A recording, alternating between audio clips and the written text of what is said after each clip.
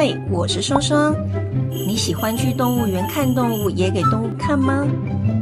高雄寿山动物园自从2022年12月整修后重新开放，变得更新颖又好逛，动物们的家也更宽敞舒适了。来到这里，当然要拜访超人气明星非洲狮的家啦。除了大猫廊道可以近距离观察狮子的日常以外，千万不要错过限定时间才会播放的全天然杜比环绕音效哦。原来傍晚是狮子们放饭的时间，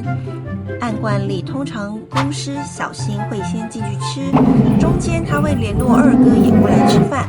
而母狮大姐小乖则先在外展场等候。第一次亲耳听到这个100%纯天然又超立体的隔空呐喊，一波波扎实的震天狮吼，